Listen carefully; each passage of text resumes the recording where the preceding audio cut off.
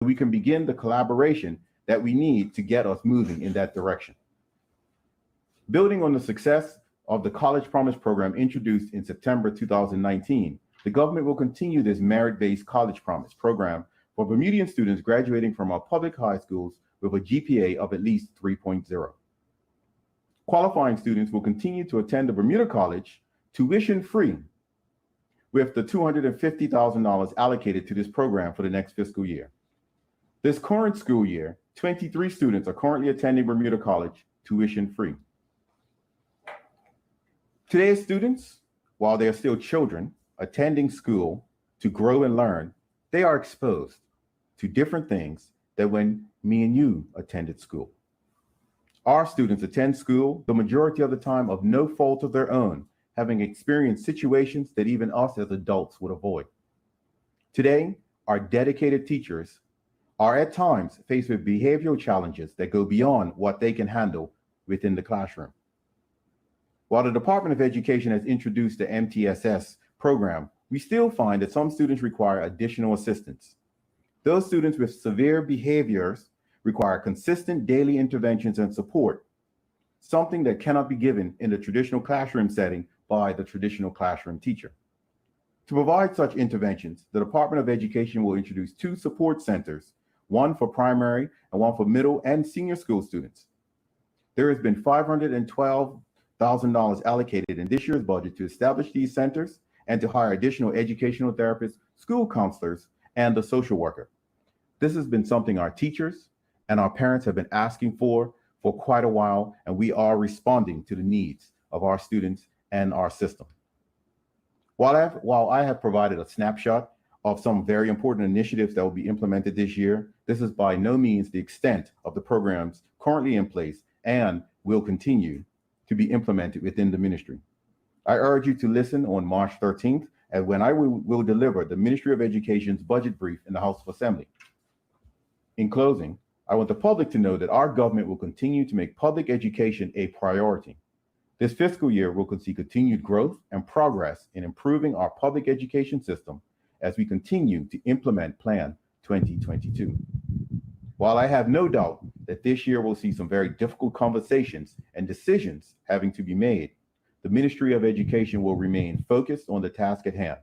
We will work diligently and not shy away from making the difficult decisions necessary to restore the public's confidence and ensure that our children have the best when it comes to the Bermuda public school system.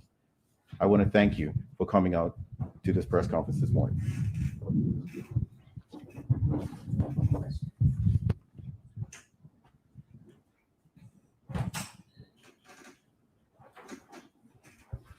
Good morning, Minister. Good morning.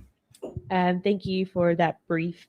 I guess just to begin, I'm wondering if you can update us on a couple of issues outstanding. Sure. So the Victor Scott primary school teachers had expressed that they felt inundated with the amount of support they needed from students experiencing troubled backgrounds, and they needed more support.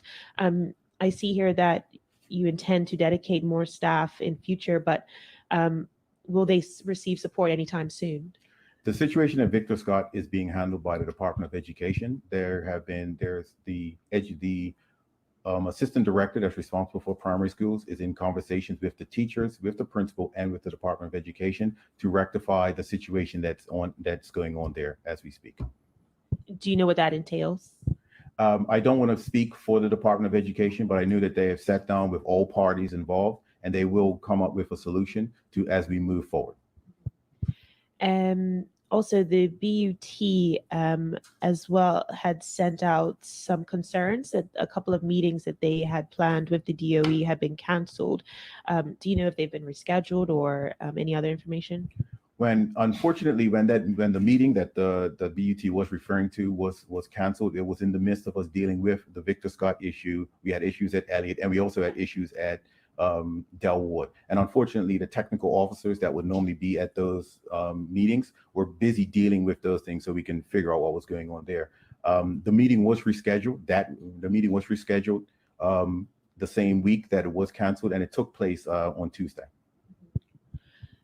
What was the situation at Elliott? At Elliott, there was just essentially something to do with a student that was being unruly, and we just had to deal with that and put some interventions in place. You mentioned that the Department of Education will introduce 2 support centers Yes. for primary and middle school students. Will these be physical buildings separate from schools, or? The idea is to have these centers within one of our schools. One will be for primary. One will be with senior and secondary. Now that we have the funding and we have the scope of the plan in place, but now that we have the funding, more planning will go into where exactly these will be located. And once that decision is made, the relevant consultation with the entities will happen, and then we'll be coming out and saying this is where these locations will be. Are you aware of the number of therapists and counselors that are currently needed? That because we're moving away from doing something within all 19, for example, we have 18 primary schools, and we've recognized that we cannot have 19 therapists at these schools at all times. So it's been the idea is to have a center where if a child gets to a certain level, they can be removed from the classroom and put into these centers where they can get that intensive therapy that they do require. So we look at it as a way of make being more efficient with the resources that we have. Okay, thank you. And what stage are you at with the discussions on Plan 2022? Plan 2022 has been moving forward since 2018. We are well advanced in most of the initiatives as we're moving forward with. As I said in the statement, this government has promised to phase out middle schools and move into a 2-tier system, and that is the next phase that we're going to be working on. As I said, we recognize that we're going to need some people to assist us with that, not tell us what to do, but assist on getting to where we need to get to. And we are in the process of reaching out to stakeholders, and we'll be holding meetings in the upcoming weeks so we can discuss how we can move together, how we can move forward together. Does that search for additional help include looking overseas? Yes, it does. Are you able to expand on that? Exactly what I said. When we're ready to make those announcements, and after we've talked to the relevant stakeholders on how we would like to move forward, then we'll be having more updates to the press. Is the department considering how removing troubled students from their classroom environment may actually hinder their progress and further separate them from the rest of their class? The idea, Jasmine, is to get the students back into the mainstream as quickly as possible. As I stated in the statement, we do have what's called the MTSS, which is the multi-tiered system of support. And there are stages that children go through within our classroom that they're measured. Once they get to tier 3, additional interventions have to be put in place, such as paraprofessionals, individual education plans, and those sorts of things have to be put in place. And so what we want to understand, and what I want the public to understand, that sometimes those students require more intense therapy than what we can provide within the classroom setting. So what we want to do is have centers where we can withdraw them, give them that therapy, and then put them back. We're not looking to have centers where we take them out of the classroom setting and keep them there forever. Do you know what's driving some of their behaviors? Jasmine, we could sit here all day and talk about what's driving their behaviors. We can talk about the social economical standing that some of our children and our parents have to face. We could talk about wage inequity in Bermuda, of why some of our parents who want to be there cannot be there because they're working 3 and 4 jobs. We can talk about a lot of things on why we're where we need to be. But one of the things we have to keep in mind is that these are all of our children, and all of our students need to be given the opportunity to excel.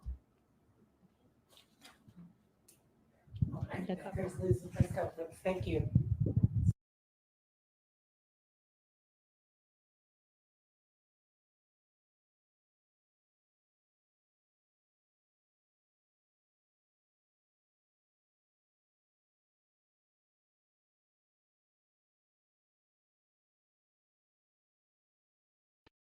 Mm-hmm.